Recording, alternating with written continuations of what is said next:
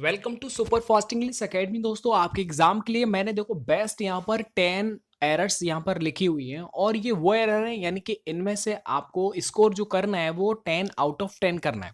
ज़्यादा डिफिकल्ट नहीं है, लेकिन ये सारी एरर्स हैं, समझने की है और इनमें से आपको बहुत ज़्यादा क्वेश्चंस देखने को मिलेंगे। यानी कि मैंने ये जितने भी एरर्स हैं वो एग्जाम में आ चुकी हैं, उन्हीं पर मैंने अपनी तरफ से इसमें लिखा गया है। दोस्तों, आपने जितना प्यार और सपोर्ट किया उस सब के लिए आप सभी का बहुत बहुत धन्यवाद। यदि आप और बहुत सारी वीडियोस देखना चाहते हैं इंग्लिश ग्रामर की, तो आप इंग्लिश मास्टर वीडियो प्लेलिस्ट है, उसमें एक नहीं 1000 वीडियोस वहां पर उपलब्ध हैं, जो कि सारे पेपर्स हैं जो प्रीवियस ईयर में पूछे आ चुके हैं, तो आप उनको देखिएगा। अब मैं बात करता हूं सबसे पहले क्वेश्चन की, कि सबसे पहला क्वेश्चन जो है वो किस टाइप का क्वेश्चन है, और उम्मीद करता हूं इसका जवाब आप आसानी से दे देंगे। देखिए, यहां पर लिखा है कि there are two girls in my flat and both is extremely beautiful. ये वाला सेंटेंस लिखा हुआ है और इसमें आपको बताना है इसमें क्या एरर हो सकती है। पूरा लिखा देखो, मैंने ये ऐसे से अंडरलाइन तो नहीं किया, आप अपने हिसाब से इसमें एरर जो वो फाइंड कर सकते हैं। अब आई होप आपने सब ने देखो, आपके आईक्यू टेस्ट है, आप आराम से अपने आप को चेक कर सकते हैं। इससे इजी और इससे इंपॉर्टेंट कॉन्सेप्ट नहीं आपको देखने को मिलेंगे। अब मैं आपको एक चीज बताता हूं। इस सेंटेंस के अंदर आपने देखा कि there are two girls in my flat, यानी मेरे फ्लैट के अंदर क्या है, दो लड़कियां हैं। And both is extremely beautiful, यानी कि जो दोनों की दोनों हैं वो कितनी बहुत ज्यादा खूबसूरत हैं। तो यहां पर बात की जा रही है एक से ज्यादा, मतलब दो लड़कियों की। जब दो लड़कियों की बात की जाए तो बताइए, एक के लिए मतलब सिंगुलर तो इज आता है, और एक से ज्यादा यानी कि जब कोई चीज प्लूरल होती है तो क्या आता है, आर आता है। तो इज की जगह पर क्या आना चाहिए, आर आना चाहिए। याद रखिएगा, जब भी कभी बोथ आ जाता है तो बोथ के बाद, क्योंकि बोथ एक प्लूरल होता है, प्लूरल होने की वजह से बोथ का मतलब होता है दो, क्योंकि वो एक से ज्यादा होता है। उस इसलिए हम यहाँ पर इसकी जगह पर आर लगा देंगे, वॉज की जगह पर वर लगा देंगे, हैज की जगह पर हैव लगा देंगे, मतलब प्लूरल वाला फॉर्म आपको लगाना है। आई होप ये पहला वाला कॉन्सेप्ट एकदम क्लियर आपके समझ में आ गया होगा। सेकंड वाला क्वेश्चन है, यहां पर लिखा है it am I who am teaching you, यानी कि मैं ही हूं जो तुम्हें पढ़ा रहा हूं। अब ये समझिएगा, दूसरे वाले सेंटेंस में क्या एरर हो सकता है, आप खुद एक बार चेक करिएगा, क्योंकि ये आपका आईक्यू टेस्ट हो रहा है एयरफोर्स और नेवी के लिए। देखिएगा, ये कॉन्सेप्चुअल ये क्वेश्चन लिखा हुआ है, समझिएगा। पहले तो इसमें जो भी स्टूडेंट देखेंगे वो यही समझेंगे, देखो आई है और आई के अकॉर्डिंग एम आ रहा है, मतलब ये बिल्कुल सही बात है। यार एक बात बताइए, यहां पर ये लिखा हुआ है कि ही इज, ठीक है ना, ही इज, तो यहाँ पर इज आर एम जो वर्ब आता है वो सब्जेक्ट के अकॉर्डिंग आता है कि नहीं आता, आता है ना। इसीलिए ये जो वर्ब है वो किसके अकॉर्डिंग आएगा, इस सब्जेक्ट के अकॉर्डिंग। तो जब भी कभी इट होता है, ही होता है, शी होता है, मतलब सिंगुलर पर्सन होता है, तो उसकी उसके लिए हम क्या लगाते हैं, इज लगा देते हैं। क्या लगा देते हैं, इज लगा देते हैं। तो याद रखना, कभी भी अगर इट से स्टार्ट होता है इंट्रोडक्टरी सब्जेक्ट के रूप में, यदि इट का यूज किया जा रहा है तो इट के साथ आने वाली वर्ब सिंगुलर फॉर्म में होती है। तो अब वैसे भी हमको पता है कि इट के साथ इज ही चलता है, तो आपको याद रखना है यहाँ पर एम नहीं इज आना चाहिए, क्योंकि इट के अकॉर्डिंग यहाँ पर वर्ब आएगी, ना कि उल्टा आई के अकॉर्डिंग वर्ब नहीं आएगा। आई होप आप सबके समझ में आ गया होगा। तो इसको हटा करके is, it is I who am teaching you, ठीक है। ये देखिए, हु को आप हटा देंगे तो ये जो एम है वो किसके अकॉर्डिंग आया, आई के अकॉर्डिंग एम आता है, इट के अकॉर्डिंग इज आता है। देखो अब ये पूरा सीक्वेंस एकदम सही हो गया, चलेगा। ये सेकंड वाला भी आपके समझ में आ गया होगा। तीसरा वाला मैंने यहाँ पर लिया है और इसको आप अच्छे से समझिएगा। A pair of trousers are new, a pair of trousers are new. अब ये समझना है कि ट्राउजर्स का जो एक पेयर है, ठीक है, वो एकदम नया है। इसमें क्या एरर हो सकता है, देखो मैंने आपको कई बार समझाया था कि ये देखो, ये वर्ब है ना, ये यहां से आपने पहचान लिया ये वर्ब है। तो वर्ब से पहले ये जो हिस्सा यूज हुआ है ये सब्जेक्ट के रूप में हुआ है भाई। देखो, कर्ता, क्रिया, कर्म, ट्रांसलेशन, नर्म, ऐसे बोलते हैं ना। तो ये क्या है कि वर्ब से पहले जो यूज हुआ है वो सब्जेक्ट है। तो अगर सब्जेक्ट में देख लिया करो, अगर कोई प्रीपोजिशन आ रहा है ना सब्जेक्ट में, तो उस प्रीपोजिशन से पहले जो नाउन होगा उस नाउन के अकॉर्डिंग ही यहां पर वर्ब का यूज किया जाता है। तो देखो ऑफ से पहले अ पेयर, मतलब एक पेयर की बात की जा रही है, सिंगुलर की बात की जा रही है, तो यहां पर आर की जगह पर क्या आना चाहिए, इज आना चाहिए। आई होप आप सबके धुआंधार समझ में आ रहा होगा। समझ में आ गया। अगर सब्जेक्ट के फॉर्म में अगर जहां पर भी आपको दिखाई दे रहा है कि ये प्रेपोजिशन है, तो उससे पहले जो नाउन होता है ना, उसके अकॉर्डिंग वर्ब आती है। तो यहां पर अपेयर सिंगुलर है इसलिए इज आ गया। बच्चे देखेंगे ट्राउजर्स, ओहो प्लूरल है, सीधा यहां पर आर ठोक दिया और वो गलत हो जाएगा।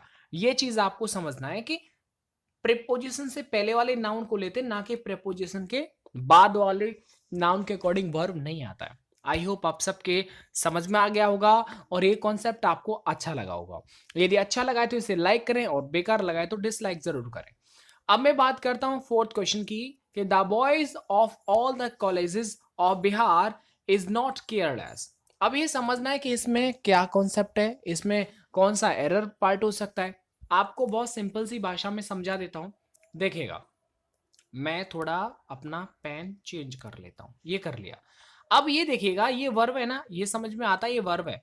तो इससे पहले ये जो यूज हुआ ये सब्जेक्ट है कि नहीं है। अब इस सब्जेक्ट में आप देख रहे होंगे डबल प्रपोजिशन आ रहा है, एक तो ऑफ ये हो गया और एक ऑफ ये हो गया। अब सर जी, अब हम क्या यूज करें, देखो यहां पर इस प्रेपोजिशन से पहले बॉय प्लूरल है, कॉलेजेस प्लूरल है, तो आप जो भी यूज करेंगे वो कौन सी वाली वर्ब आएगा बताओ, प्लूरल वर्ब आएगा। इसलिए इज की जगह पर आर आना चाहिए। अब सर जी मान लीजिए अगर ये होता सिंगुलर, ये होता प्लूरल, तो हमेशा याद रखना सब्जेक्ट में यदि जब भी डबल प्रेपोजिशन आ जाए तो फर्स्ट वाली प्रीपोजिशन के पहले जो नाउन होता है उसके अकॉर्डिंग ही यहां पर वर्ब आती है, ना कि सेकंड प्रीपोजिशन के अकॉर्डिंग। आई होप आप सबके समझ में आ गया होगा। मतलब ये हुआ कि अगर ये बॉय सिंगुलर होता तो इज बिल्कुल सही था, सेकंड वाला तो हमको देखना ही नहीं है, ये तो देखना ही नहीं है। अगर ये प्लूरल है तो प्लूरल, सिंगुलर है तो सिंगुलर, ये सेकंड वाला प्रेपोजिशन नहीं देखना होता है। आगे बढ़ जाते हैं। What I want to become are a seller, यानी कि अब ये समझ लेना है आपको कि इसमें क्या एरर है, समझिएगा। देखिए यहां पर यूज हुआ है, यानी जो मैं बनना चाहता हूं वो क्या एक सेलर है। तो यार एक बात बताइए, अगर ये डब्ल्यू एच होता तो लास्ट में क्वेश्चन मार्क होता, यस और नो, नहीं है। इसका मतलब ये एक अलग टाइप हो गया। तो जब भी कभी इस तरह से कभी कोई भी सेंटेंस का सीक्वेंस आ जाए, what I want you know what I want to meet, जो मैं मिलना चाहता हूं, तो ये चीज क्या होता है कि जब भी कभी व्हाट से संबंधित स्टार्टिंग हो जाए सेंटेंस में, तो आपको क्या करना है, यहां पर सिंगुलर वर्ब का यूज करना है। तो ये क्या हो जाएगा, what I want to become is a seller, तो यहां पर इज सिंगुलर वर्ब यूज होती है, ना कि प्लूरल वाली वर्ब। ठीक है, चलेगा। आपको अगर कोई भी सेंटेंस व्हाट से स्टार्ट हो रहा है, मतलब याद रखना वो सिंगुलर वाली वर्ब वहां पर देखने को मिलेगी। चलेगा, बात करते हैं आगे। No sooner do he go to the office then the telephone rings. इसके अंदर आपको एक चीज समझ लेनी है कि नो सूनर वाला देखने में लगता है कि वो इंटेरोगेटिव है, लेकिन इंटेरोगेटिव नहीं होता है, जबकि पूरा सीक्वेंस वो इंटेरोगेटिव टाइप की तरह ही चलता है। समझिएगा, यहां पर पहली बात तो नो सूनर डू ही। एक बात बताइए कि ही के अकॉर्डिंग क्या आता है बताओ, डू आता है या डज आता है? डज आता है, तो पहला मिस्टेक तो यहां पर क्लियर हो गया कि यहां पर डज आना चाहिए। सेकंड वाला, नो सूनर के साथ जो कंजंक्शन चलता है वो देन चलता है। सर जी देन है तो सही, नहीं, ए एन वाला देन चलता है, ये वाला। तो ये मैंने कई बार आपको समझा दिया है कि देन नो सूनर के साथ जो चलता है वो टी एच ए एन वाला चलता है, और ये बिल्कुल सेंटेंस सही हो जाएगा। आई होप आप सबके समझ में आ रहा होगा। अब ये थोड़ा लॉलीपॉप है, वो जरा समझ लीजिएगा। देखो याद रखना, आपको ये पता है ना, अगर स्टार्टिंग में लिख रहा है यू, तो जो आर आएगा वो यू के अकॉर्डिंग आता है ना, यू आर, ही इज। लेकिन देयर के साथ जो ये वर्ब आती है वो इस पीछे वाले के ऊपर डिपेंड करती है। समझ रहे हैं मेरी बात को? देयर के साथ जो वर्ब चलती है वो इस पीछे वाले के ऊपर डिपेंड करती है। ज्यादा मैं आपको ग्रामर में नहीं घुसा रहा हूं, मतलब ग्रामर के रूल्स में ज्यादा तरह से ग्रामर की भाषा ही नहीं यूज कर रहा हूं इसके अंदर। अगर ग्रामर की भाषा यूज करने लग गया तो फिर आपके समझ में नहीं आएगा। आप ये प्रॉब्लम करेंगे सर जो बोल रहे हैं ये नया वर्ड कौन सा बोल दिया सर ने। इसीलिए मैं ये बोल रहा हूं कि इसके बाद में, इससे पहले बस इतना याद रखना है, हमको एग्जाम क्रैक करना है, टीचर नहीं बनना। टीचर के लिए फिर टीचर जैसा पढ़ाया जाता है। तो ये समझिएगा आप कि यहां पर तो ये क्या हो जाएगा कि देखिएगा यहां पर ए बॉय मतलब सिंगुलर है, इसलिए इज जो आता है वो इस पर डिपेंड करता है। सही बात है ना भाई, देयर इज अ बॉय, एक लड़का है, देयर आर टू बॉयज, दो लड़के हैं। तो एक बात बताइए, अगर देयर के ऊपर डिपेंड करती ये वाली वर्ब, तो बताओ या तो इज आता दोनों में या फिर आर आता दोनों में। इसका मतलब ही हुआ एक में इज आ रहा है एक में आर आ रहा है, इसका मतलब तो बात सर जी कुछ अलग है। बात ऐसी है कि जहां पर सब्जेक्ट नहीं होता वहां पर सब्जेक्ट लगाने के लिए हम देयर का यूज करते हैं। तो देयर तो है ही नहीं ना, सब्जेक्ट ही नहीं है। मैंने कहा यार एक बात बताओ, समझाता हूं मैं आपको, छोटा सा समझाता हूं। मैंने ये लिखा एक तुम एक स्टूडेंट हो, मैंने क्या बोला, यू आर अ स्टूडेंट, मतलब जो हिंदी में लिख रहा था वही सब इंग्लिश में लिख रहा था। इसका मतलब क्या, एक लड़का है, इसका हिंदी ये होगा ना, एक लड़का है। एक बात बताओ, यहां पर है के लिए इज आ गया, एक लड़का के लिए अब बॉय आ गया, इसमें कहीं पर भी हिंदी में कुछ बचा ही नहीं है। तो बताओ देयर कहां से आ गया। ऐसा होता है जब सब्जेक्ट नहीं बचता है तो हम वहां पर देयर का इस्तेमाल कर लेते हैं, इसलिए देयर का इस्तेमाल किया गया है। तो जो वर्ब आएगा वो पीछे वाले के ऊपर डिपेंड करता है, ठीक है, चलेगा। तो यहां पर देखिएगा ये जो आर आया वो ये पीछे वाले के ऊपर डिपेंड करता है। आठवां क्वेश्चन है कि देयर आर लॉट्स टू से टू, ये एग्जाम में आया था। अब ये समझना है आपको इसमें क्या एरर है। देयर, देखो स्पेलिंग सही कर लेना, टाइपिंग में ही करता हूं तो गलती हो जाता है, बाकी स्पेलिंग ठीक है, THE आ जाएगा वहां, ठीक है। देयर आर लॉट्स टू से टू यू, इसका मतलब है कि बहुत तुमसे कहने के लिए बहुत कुछ है। तो ये चीज आपको समझ लेनी है, आप जल्दी से एरर नहीं फाइंड कर पाएंगे। देखो लॉट्स जो यूज होता ना, लॉट का मतलब क्या हो गया, अलॉट ऑफ, होता है कि नहीं होता। देयर का मतलब, लॉट्स का मतलब हो गया अलॉट, ए लग गया मतलब क्या हो गया, सिंगुलर है, मतलब क्या आ जाएगा, एज आ जाएगा। तो इस आर की जगह पर एज आना चाहिए। ये देखो कितना, आप कहेंगे सर जी देखो लॉट्स ये तो प्लूरल है। नहीं मेरे भाई ये सिंगुलर है, सिंगुलर है, अलॉट है, सिंगुलर है, तो सिंगुलर के अकॉर्डिंग वर्ब आएगा। देखने में लग ऐसा रहा है वो प्लूरल है, लेकिन वो लॉट्स जो होता है वो सिंगुलर में यूज किया जाता है। आई डू अ वर्क, यानी मैं एक काम करता हूं।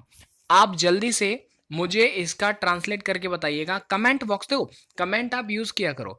पढ़ाई लिखाई से जब मैं आपसे पूछ रहा हूं कि मैं एक काम करता हूं, तो ये अगर आपने नहीं किया मतलब क्या होगा, जो स्टूडेंट होते हैं वो इमीडिएटली कमेंट करते हैं, और जो पढ़ने वाले नहीं है चल अंदर चल रहा है, जो ऐसा नहीं होता। आप कमेंट करो, आप इंग्लिश में बताओ उसे मैं एक काम करता हूं, इसे इंग्लिश में कैसे कहेंगे, फिर मैं इसका कॉन्सेप्ट नेक्स्ट वीडियो में समझाऊंगा। आगे देखो, you and he is good friends, मतलब तुम और वह अच्छे दोस्त हैं।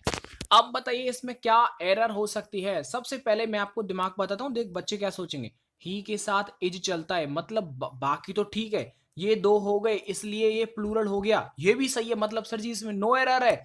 याद रखना कुर्बानी झांसी वाली रानी। एक बात बताइए मुझे आप, ये वाला वर्ब है ना, इससे पहले सब्जेक्ट है कि नहीं है। एक तो हो गया यू, मतलब एक हो गए तुम, एक हो गया वह, मतलब कितना व्यक्ति हो गया, दो हो गए, दो मतलब प्लूरल, और प्लूरल है तो बताओ इज आएगा या फिर आर आएगा, आर आना चाहिए। तो आर आना चाहिए मतलब हो जाएगा कि इज को हटा करके आर लगा दो। जब ये बताओ ये वाला बोला कि गुड फ्रेंड्स, ये प्लूरल है, ये भी प्लूरल है, तो सर बर भी तो प्लूरल आएगी ना। तो दोस्तों यही आपको सब आपको समझना होता है, छोटी छोटी चीजें जो कि आपके डिपेंड करता है कितना आप पढ़ाई करते हैं। आपको एग्जाम आने वाला, अच्छे से पढ़े लिखे, मौज मस्ती भी करें, लेकिन पढ़ाई बहुत ज़रूरी है। एंजॉय करें बिल्कुल, खूब खूब करें। ऐसा नहीं है कि आप सिर्फ पढ़ाई पढ़ाई पढ़ाई, ऐसा नहीं होता, पढ़ाई पढ़ाई से कोई काम नहीं होता। बट बेसिकली हाँ, आप भी जाहिर सी बात है काम पढ़ाई से ही चलेगा, बट उसके साथ भी आपका एंजॉय होना बहुत ज़रूरी है।